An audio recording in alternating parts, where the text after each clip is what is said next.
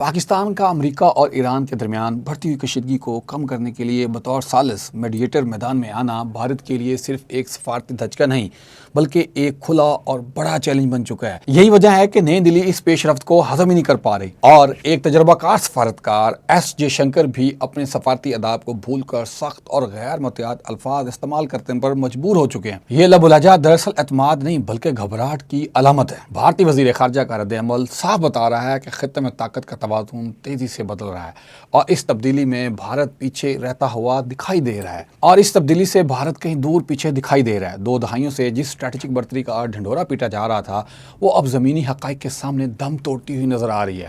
حقیقت یہ ہے کہ بھارت ایک کے بعد ایک محاذ پر دباؤ کا شکار ہے، چاہے بہار منصوبہ ہو یا روسی تیل کا معاملہ، ہر جگہ پسپائی دکھائی دے رہی ہے۔ حتیٰ کہ نریندر مودی بھی چین کے سامنے محتاط دفاعی الفاظ یا حکمت عملی اپنا رہا ہے۔ بنگلہ دیش میں اثر رسوخ کمزور پڑا اور پاکستان کے ساتھ حالیہ کشیدگی میں سفارتی سبکی، یہ سب مل کر اس بھارتی ابھرتی ہوئی طاقت کے بیانیوں کو کھوکھلا ثابت کر رہے ہیں۔ مشرق وسطیٰ میں بھی بھارت کے خواب ادھورے رہتے دکھائی دے رہے ہیں۔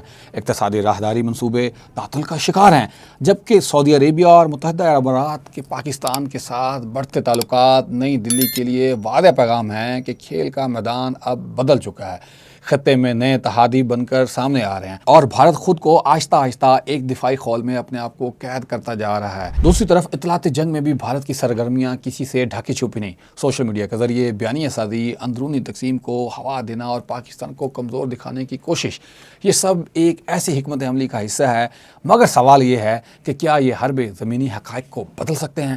مجموعی تصویر واضح ہے کہ خطے میں بساط نہیں بچ چکی ہے۔ پاکستان اگر اسی رفتار سے سفارت کاری کو آگے بڑھاتا رہا تو اس کے لیے ایک سنہری موقع بھی بن سکتا ہے، جبکہ بھارت کے لیے یہ وقت جشن کا نہیں بلکہ سنجیدہ خود احتسابی کا ہے۔